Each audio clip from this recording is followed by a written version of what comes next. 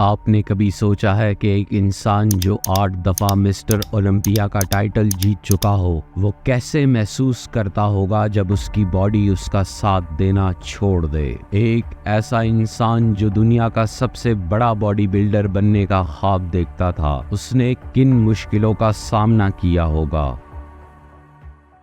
Ronnie Coleman, जो कि body building की दुनिया का एक मशहूर नाम है, उसकी कहानी इतनी आसान नहीं थी जितनी आपको लगती है। उसके साथ क्या हुआ, कैसे एक इंसान जो अपनी जिंदगी के हर लड़ाई में जीता आखिर में हार गया, ये सब और बहुत कुछ जानेंगे आज की इस कहानी में। ये है कहानी रॉनी कॉलमैन की। रॉनी डीन कॉलमैन 13 मई 1964 को मॉनरे लोजानिया में पैदा हुए। एक आम खानदान में पैदा होने वाला ये बच्चा आगे चलकर बॉडी बिल्डिंग की दुनिया का बादशाह बनेगा, ये किसने सोचा था। रॉनी का बचपन भी किसी आम बच्चे की तरह ही गुजरा, लेकिन उसकी फिजिकल फिटनेस और स्पोर्ट्स में दिलचस्पी ने उसे अलग बना दिया। रॉनी ने ग्रैम्बलिंग स्टेट यूनिवर्सिटी से अकाउंटिंग में डिग्री हासिल की, लेकिन उसका दिल हमेशा से ही स्पोर्ट्स में लगता था। जब उसने यूनिवर्सिटी में फुटबॉल टीम ज्वाइन की, तभी से उसकी शानदार बॉडी का सफर शुरू हुआ। लेकिन रॉनी ने कभी सोचा नहीं था कि आगे चलकर वो बॉडी बिल्डिंग की दुनिया में इतना बड़ा नाम कमाएगा। रॉनी ने बॉडी बिल्डिंग का सफर 1990 में शुरू किया, जब उसने सबसे पहले मेट्रोफ्लिक्स जिम ज्वाइन की। ब्रायन डॉबसन, जो कि जिम का ओनर था, A friend of mine brought me to this gym. Brian was the guy that told me I needed to be bodybuilding. But at the time I just started working for the police department and I didn't want to do it. उसने Ronnie को free membership की offer दी, इस शर्त पर कि वो mister Texas competition में participate करे। Finally told me that he'd give me a free membership and I said, oh, what the heck. Ronnie ने ये ऑफर कबूल की और फिर कभी पीछे मुड़कर नहीं देखा। उसने अपनी पहली कंपटीशन जीत ली और फिर एक के बाद एक टाइटल्स जीतने का सिलसिला शुरू हो गया। I went in, won first and overall, and I'm like, whoa. Ronnie के लिए शुरू में सब कुछ आसान नहीं था। उसने बहुत मुश्किलात का सामना किया। रॉनी के पास इतने पैसे नहीं थे कि वो अपने सप्लीमेंट्स और डाइट को मेंटेन कर सके, लेकिन उसने कभी भी हिम्मत नहीं हारी। रॉनी ने अपने गोल्स हासिल करने के लिए रोजाना घंटों जिम में मेहनत की। One day at a time until I reached that goal. उसने अपनी डाइट और ट्रेनिंग को स्ट्रिक्टली फॉलो किया और धीरे धीरे उसकी बॉडी में वो चेंजेस आने लगे जो वो चाहता था। 1995 में रॉनी ने अपना पहला professional title Canada pro cup जीता। इस जीत ने उसके कॉन्फिडेंस को बढ़ाया और फिर उसने मिस्टर ओलंपिया की तरफ अपना कदम बढ़ाया। 1998 से 2005 तक का वक्त रॉनी के लिए गोल्डन पीरियड था। उसने 8 दफ़ा मिस्टर ओलंपिया का टाइटल जीता और बॉडी बिल्डिंग की दुनिया में अपना एक अलग ही मकाम बना लिया।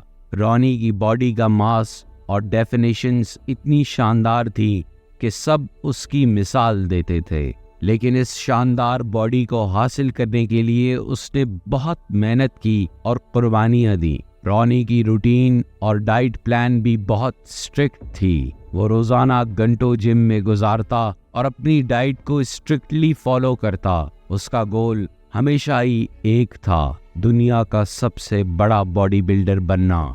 रॉनी ने अपनी ट्रेनिंग रूटीन में हैवी वेट लिफ्टिंग को शामिल किया और इस वजह से उसकी बॉडी में वो मास और स्ट्रेंथ आई जो मिस्टर ओलंपिया जीतने के लिए ज़रूरी थी। रॉनी की ट्रेनिंग रूटीन में कई हैवी एक्सरसाइजेस शामिल थी, जैसे डेड लिफ्ट्स, स्क्वाट्स और बेंच प्रेसेस। वो रोजाना घंटों अपने आप को पुश करता और अपनी लिमिट्स को क्रॉस करता। रॉनी ने कभी भी अपनी ट्रेनिंग में कॉम्प्रोमाइज नहीं किया और हमेशा अपनी बॉडी को पुश करता रहा। लेकिन इतनी स्ट्रिक्ट ट्रेनिंग और हैवी वेट लिफ्टिंग का रॉनी की बॉडी पर बहुत बुरा असर पड़ा।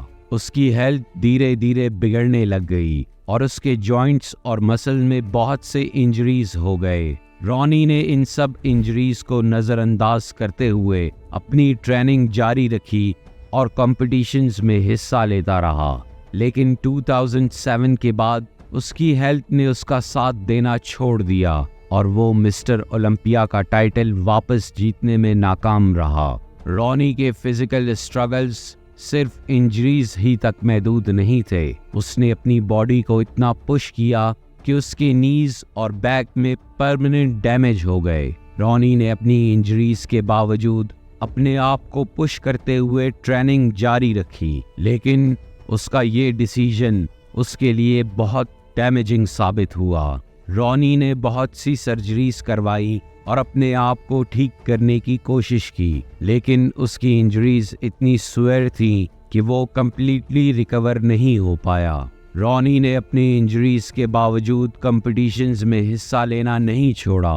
वो हमेशा अपने आप को पुश करता रहा और अपनी बॉडी को लिमिट्स तक ले जाता रहा, लेकिन उसका ये डिसीजन उसके लिए बहुत डैमेजिंग साबित हुआ। रॉनी ने अपने आप को मेंटली और फिजिकली स्ट्रांग बनाने की कोशिश की, लेकिन उसकी इंजरीज इतनी सुअर थी कि वो अपने आप को कंप्लीटली रिकवर नहीं कर पाया। रॉनी की डिक्लाइनिंग हेल्थ ने उसे कई सर्जरीज करवाने पर मजबूर कर दिया। उसने अपनी बॉडी को ठीक करवाने के लिए स्पाइन और हिप रिप्लेसमेंट सर्जरीज करवाई, लेकिन सर्जरीज के बाद भी उसकी हेल्थ ठीक नहीं हुई और वो व्हीलचेयर पर आ गया। एक ऐसा इंसान जो एक वक्त में दुनिया का सबसे स्ट्रांग बॉडी बिल्डर था, वो अपने आप से चलने के काबिल भी नहीं रहा। रॉनी के लिए ये वक्त बहुत मुश्किल था। उसने अपनी बॉडी को इतना पुश किया कि अब उसकी बॉडी उसका साथ नहीं दे रही थी। रॉनी ने अपने आप को मेंटली और फिजिकली स्ट्रांग बनाने की कोशिश की, लेकिन उसकी इंजरीज इतनी सुअर थी कि वो अपने आप को कंप्लीटली रिकवर नहीं कर पाया। रॉनी ने अपने स्ट्रगल्स के बावजूद अपने फैंस को इंस्पायर करना जारी रखा और उन्हें मोटिवेट किया कि वो अपने ड्रीम्स को फॉलो करें। रॉनी ने अपने सर्जरीज के बावजूद अपने आप को पुश करना नहीं छोड़ा। उसने अपने आप को मेंटली और फिजिकली स्ट्रांग बनाने की कोशिश की, लेकिन उसकी इंजरीज इतनी सुअर थी कि वो अपने आप को कंप्लीटली रिकवर नहीं कर पाया।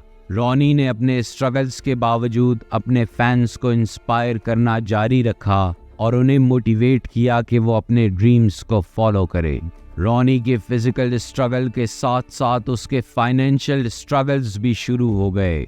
सर्जरीज और ट्रीटमेंट्स के खर्चे इतने बढ़ गए कि वो अपनी सेविंग्स भी ख़त्म कर बैठा, लेकिन रॉनी ने कभी हार नहीं मानी। उसने अपने फैंस के सपोर्ट से अपनी फाइनेंशियल कंडीशन को संभालने की कोशिश की। रॉनी ने अपने फाइनेंशियल स्ट्रगल्स से निकलने के लिए कई अटेम्प्ट्स किए।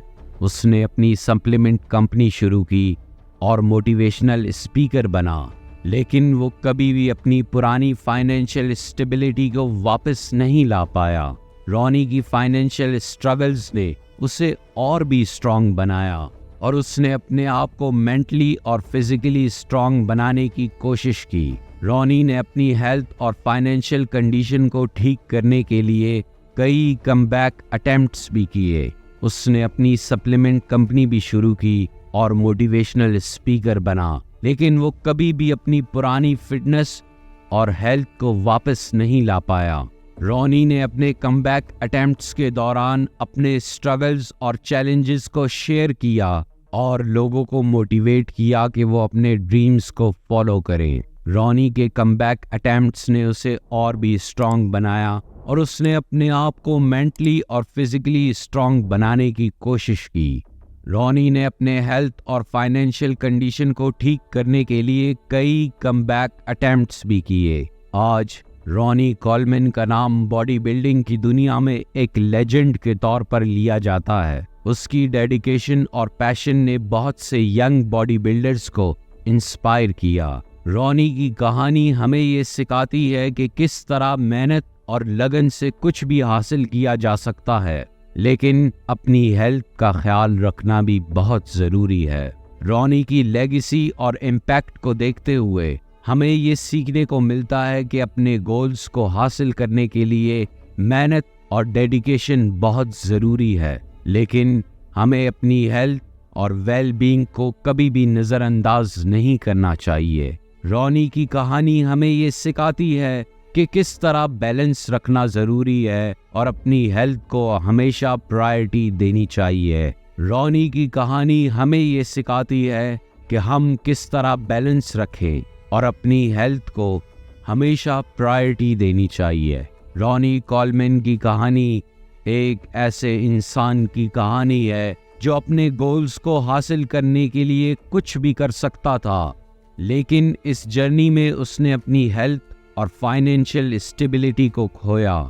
रॉनी का राइज और फॉल हमें ये सिखाता है कि लाइफ में बैलेंस रखना बहुत ज़रूरी है। एक तरफ हमें अपने गोल्स को हासिल करने के लिए मेहनत करनी चाहिए, लेकिन दूसरी तरफ अपनी हेल्थ और वेलबींग को नज़रअंदाज नहीं करना चाहिए।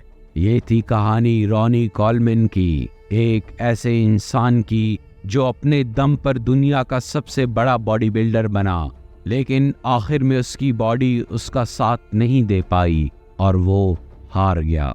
रॉनी की कहानी से हमें बहुत कुछ सीखने को मिलता है और ये एक इंस्पिरेशन है हर उस इंसान के लिए जो अपने ड्रीम्स को फॉलो करना चाहता है।